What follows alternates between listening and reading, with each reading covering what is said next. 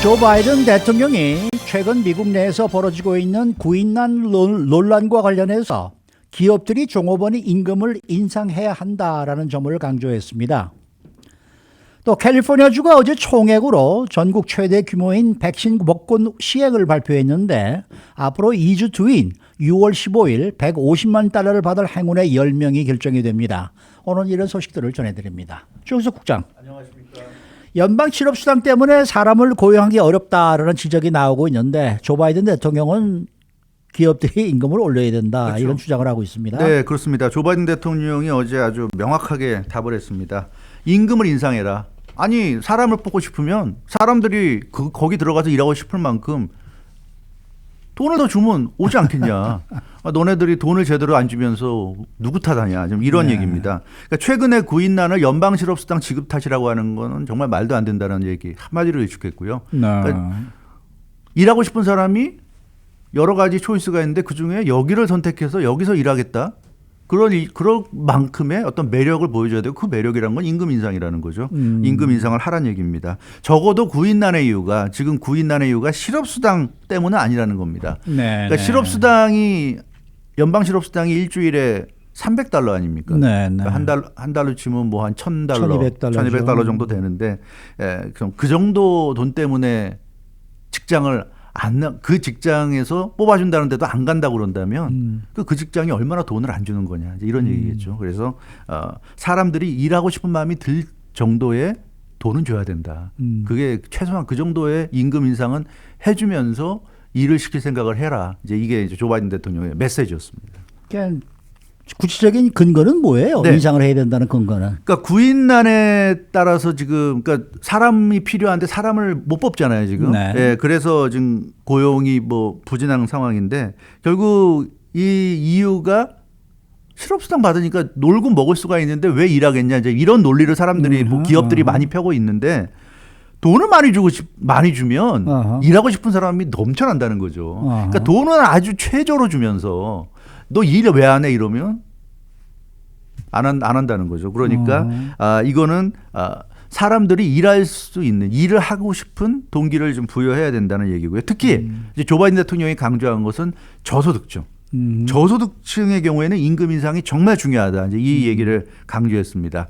이 인플레이션이 지금 뭐 오르고 그러니까 뭐 여러 가지 물건 가격이 오르고 있고 그러는데 그런 정도의 어떤 인플레이션을 따라갈 수 있을 정도의 임금은 줘야 된다는 겁니다. 그러니까 임금이 인플레이션보다 그러니까 밑에 있게 된다면 그럼 그 사람들은 답이 안 나오는 거죠. 그래서 조 바이든 대통령은 최소한 인플레이션을 따라갈 수 있을 정도의 임금 인상을 해줘야 된다. 그래서 열심히 일하고 내가 이렇게 열심히 일하면 최소한 내가 필요한 최소한의 어떤 물건들 사고 최소한의 서비스를 받고 이럴 수 있다는 그런 정도의 가능성을 줘야 된다는 얘기입니다.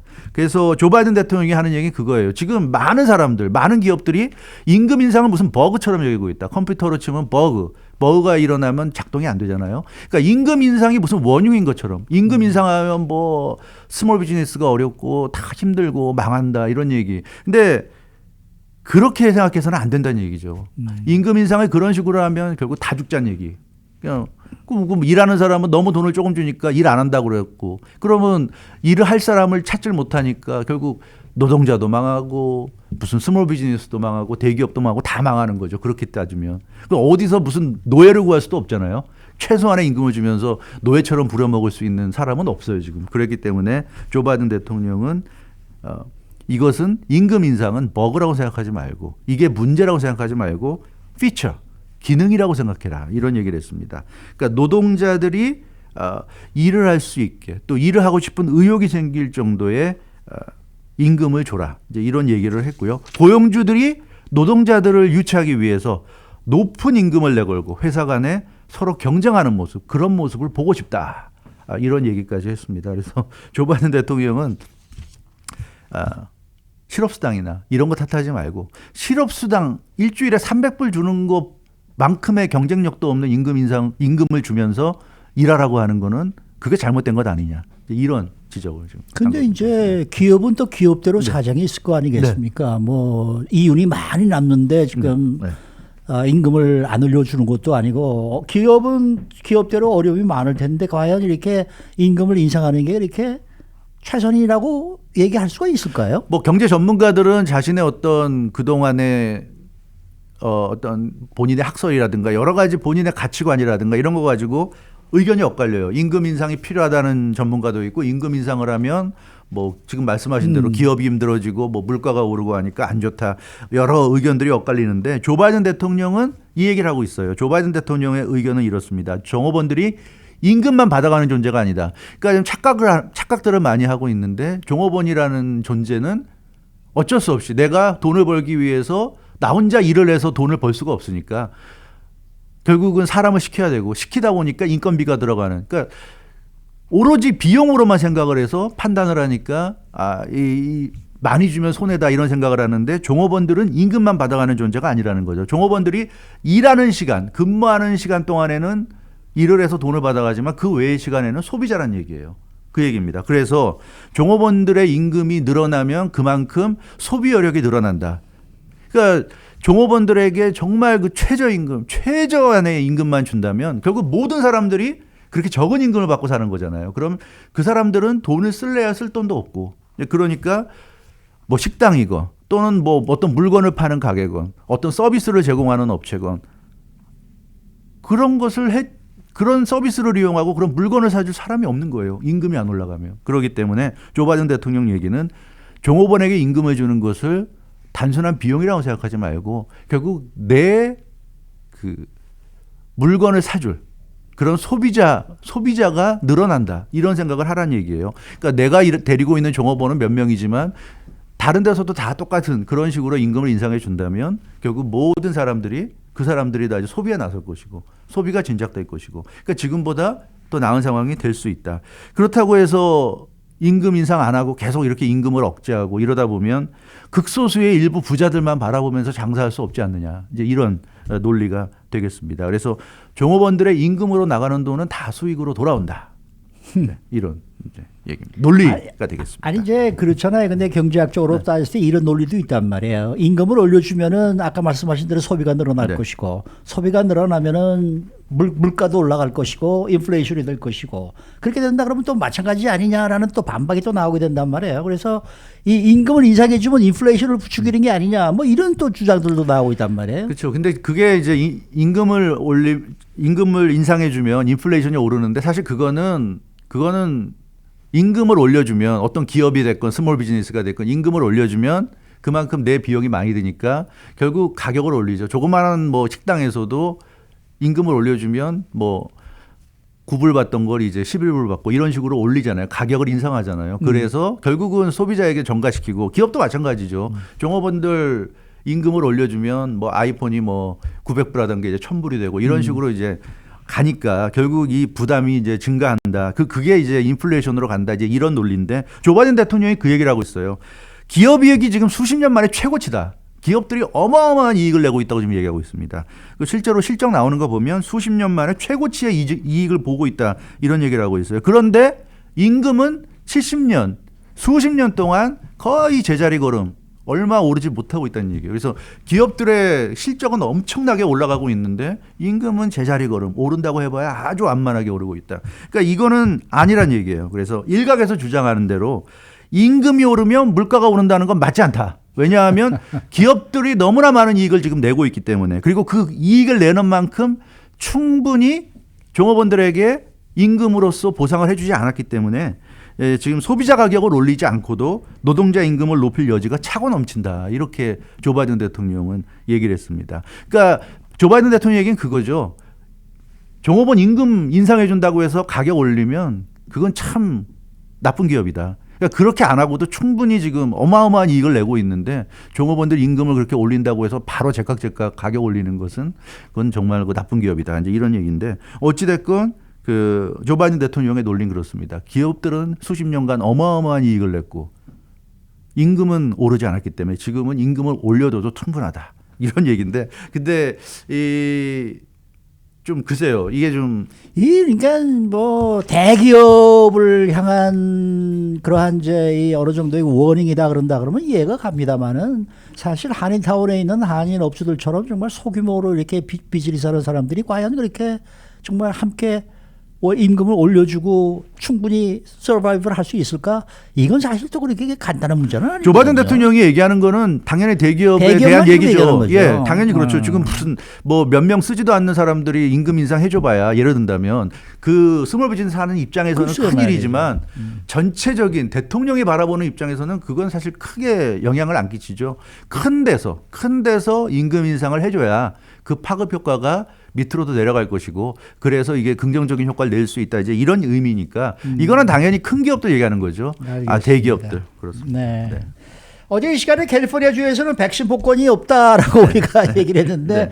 바로 또 나왔네요. 나왔습니다. 백신 복권 예, 소식이. 그렇습니다. 뭐 이완 기자도 리포트로 보도해 드렸습니다만 이 백신 라로리를 발표했죠. 총 규모가 1억 1,650만 달러. 그래서 네. 전국 최대 규모입니다. 캘리포니아가 드디어 덩치에 걸맞는 이 백신 복권을 지금 발표했는데요. 백신을 접종하도록 이제 유도하기 위해서 백신을 맞은 사람들에게 현금으로 인센티브를 준다는 차원입니다. 게빈 뉴섬 주지사가 내놓은 프로그램 이름은 Max for the Win, 승리를 위한 백신 이렇게 명명을 했고요. 이 Max for the Win을 소개하는 그 홈페이지도 개설을 했습니다. 그래서 그 홈페이지에서 설명한 내용을 보면 코로나19 백신 맞은 모든 캘리포니아 주민들에게 감사함을 전하는 보답 차원에서 이런 특별한 라로리를 시행한다 이렇게 얘기했습니다. 1등 당첨금도 그렇고 네. 당첨자 숫자도 그렇고 가장 많은 것 같아요. 네, 많은 것 미국에서. 같습니다. 예. 네. 대상이 12살 이상 캘리포니아 거주자가 조건입니다. 뭐 지금 12살까지 맞을 수가 있죠. 그러니까 백신을 맞을 수 있는 사람은 다 대상이라고 보면 되겠고요. 캘리포니아 주민으로서 12살 이상 주민으로서 코로나19 백신을 한 차례라도 맞은 사람은 전부 다 복권 추첨 대상이 됩니다. 그러니까 뭐 존슨앤존슨 같은 경우는 한 번 맞으면 끝이지만 뭐 파이자나 모더나는 2번 맞아야 되는데 한 번만 맞고도 이 추첨에서 당첨될 수 있는 그런 대상이 될 수 있습니다. 추첨은 6월 15일 지금부터 한 2주 후죠. 6월 15일 화요일 날 추첨이 되고요.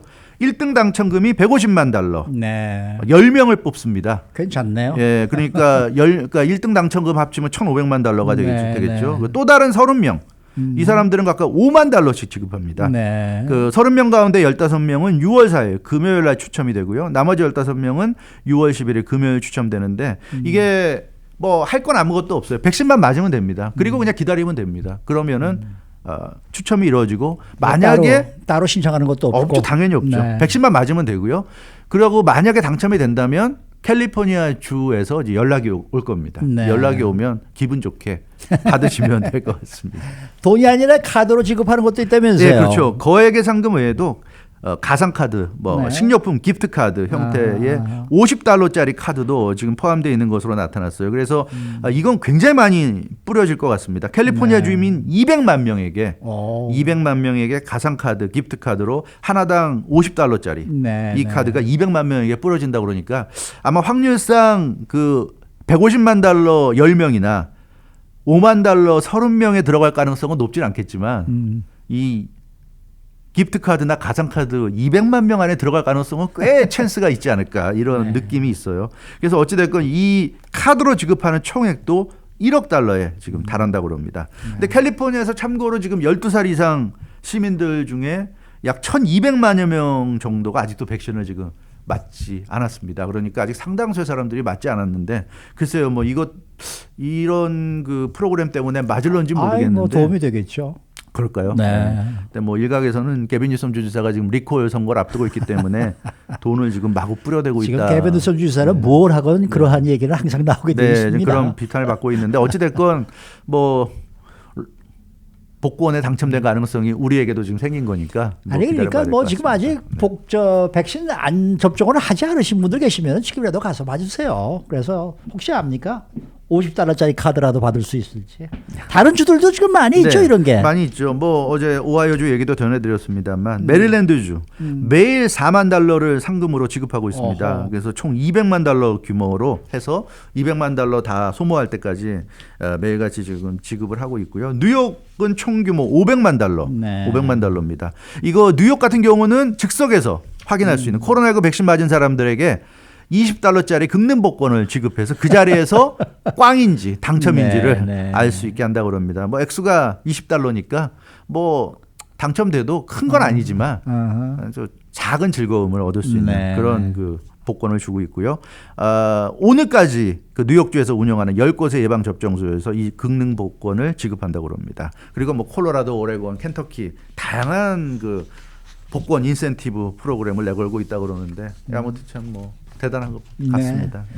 네. 최근 국내선 항공 이용이 늘어난 것과 비례해서 기내에서 규정을 따르지 않고 난동을 부리는 탑승객들이 증가하고 있어 거액의 벌금이 부과되고 있습니다. 또 플로리다주의 한 고등학교 이어북, 즉 연감에 들어가는 학생들 사직과 관련해 여학생들 수십 명의 사진이 야하다라는 이유로 일방적으로 이 편집이 돼 논란이 일고 있습니다. 자, 주영석 국장. 네. 요즘 항공기에서 난동을 부리는 탑승객들이 그렇게 많다고요? 네, 그렇습니다. 물론 뭐 난동이라는 것도 좀 추상적인 말이죠. 그래서 네. 뭐 사람에 따라서 보는 관점에 따라서 아 이건 난동이다. 아, 이게 무슨 난동이야. 이럴 수 있어요. 그럴 수 네. 있는데 어찌 됐건 소란을 피우는 거죠. 그러니까 그 소란을 피우는 것도 다 추상적이잖아요. 네. 그 소란이라는 것도 추상적인데 그 연방항공청 FAA가 올해 구체적인 수치를 발표했어요. 아무래도 이 항공사 입장, 승무원 입장에서 바라볼 때는 어떤 지시를 했을 때 아 지금 일어나면 안 된다, 앉아야 된다 이럴 때 그걸 따르지 않고 뭐 쓸데없이 말을 걸고 이렇게만 해도 사실 난동으로 볼 수도 있어요. 심각한 난동은 아니어도. 네, 그렇기 때문에 좀 그렇긴 하지만 어찌 됐건 항공기 탑승객들 중에 규정에 따르지 않는 경우가 지금까지 2,500여 건 올해 들어서 나타났다고 그럽니다. 그러니까 이거 굉장히 심각한 것부터 좀 사소한 것까지 다 합쳐서 2,500여 건이 나타났다고 그러는데 그 지난해 같은 경우는 뭐 코로나 팬데믹 때문에 거의 항공기 이용을 안 했잖아요. 사람들이 못 했는데 그런 것에 비하면 올해 들어서 국내선 위주로 지금 항공이 운항이 되고 있는데 그런 것에 비하면 굉장한 숫자다. 이렇게 지금 얘기가 나오고 있습니다. 네, 그래서 그동안 항공기를 이용하지 않았던 사람들이 갑자기 이제 좀 늘어나면서 더 이렇게 좀 문제가 심화되고 있다. 이렇게 연방항공청은 보고 있습니다. 근데 이 사우스웨스트 에어라인에서 요즘 분위기를 보여주는 아주 심각한 네. 탑승객 난동이 있었다면서요? 예, 그렇습니다. 사우스웨스트 에어라인스가 여기서 굉장히 이게 사우스웨스트 에어라인이 가장 활발하게 지금 그렇죠. 국내선을 운항하고 있어서 그런지 4월 8일부터 5월 15일까지 최근에 한 달 동안 477건의 탑승객 난동이 일어났다고 그럽니다. 그러니까 굉장히 많이 일어났는데 그중에 가장 심각했던 경우가 지난 일요일 일어났어요. 북가주 세크라멘토로 출발해서 이곳 남가주 샌디에고에 도착한 항공편에서 일어난 폭행 사건인데 네. 한 여성 탑승객이 여성 승무원의 안면을 가격한 사건입니다. 얼굴에 상처 자국이 났고요. 이빨도 2개가 부러지고 얼굴에 이제 피까지 흘러가지고 매우 크게 부상당한 케이스인데 이 탑승객이 착륙하는 과정에서 그러니까 완전히 그라운드에 이제 닿아가지고 착륙이 거의 끝나고 마지막에 이제 게이트로 가는 완전히 이제 스탑되기 전에 게이트 가는 거의 느리게 가는 상황이었겠죠. 네, 그 네. 상황에서 이제 탑승객이 자리에서 일어나서 보통 그 정도 되면 좀 성질 급하고 또 빨리 밖으로 나가고 싶은 사람은 짐부터 일어나죠. 챙기잖아요. 네, 일어나가지고. 그러니까 그러다 보니까 멈추기 전에 일어났다 해서 승무원이 가서 자리에 다시 앉아서 시트벨트를 해달라고 이렇게 욕을 한 겁니다. 네. 예, 그러자 이제 이 탑승객이 여성 탑승객이 이 승무원에게 욕설을 퍼붓더니 급기야 주먹으로 얼굴을 이제 때린 겁니다. 그래서 폭행당한 승무원이 얼굴에 피를 흘릴 정도로 이제 부상을 당했고요. 탑승객이 공항 경찰에 의해서 착륙 직후에 체포된 그런 일이 뭐 일어났습니다. 난동도 이런 정도의 난동은 정말 이건 큰 폭행 네, 사건까지 그렇죠. 되겠어요. 네, 그렇습니다. 네. 이렇게 지금 이런 식의 사건들이 많이 일어나고 있다는 예, 얘기 많이 아닙니까? 일어나고 있다는 거죠. 그래서 좀 항공업계도 좀 심각하다 이런 얘기를 하고 있는데 이 사우스웨스트 에어라인스의 지금 말씀드린 이 폭행 사건이 일어나기 바로 하루 전에 연방항공청이 델타 에어라인스 사건과 관련한 벌금을 부과했습니다. 이게 네. 델타 에어라인에서 일어난 사건은 작년 12월 말에 연말에 일어났던 사건인데요. 기내에서 항공기 보면 밖으로 이제 나가는 문이 있잖아요. 그렇죠. 문이야 당연히 닫혀 있고 나중에 착륙하고 나서 승무원이 열게 되는데 그 문을 열려고 탑승객이 시도했던 겁니다. 예, 그렇습니다. 그래서 이걸 이제 말리는 과정에서 또 폭행이 일어난 거예요. 그 승무원의 얼굴을 2차례 때렸다고 그럽니다. 그래서 이 위험한 행위였고 더군다나 그걸 말리는 승무원에게 또 2차례나 폭력을 행사했기 때문에 여기에 대해서 52,500달러라는 굉장히 무거운 벌금을 부과를 했습니다. 참고로 연방항공청 FAA는 정해진 게 없어요. 그러니까 어떤 위반을 하면 얼마의 벌금 이렇게 미리 정해진 건 없고요.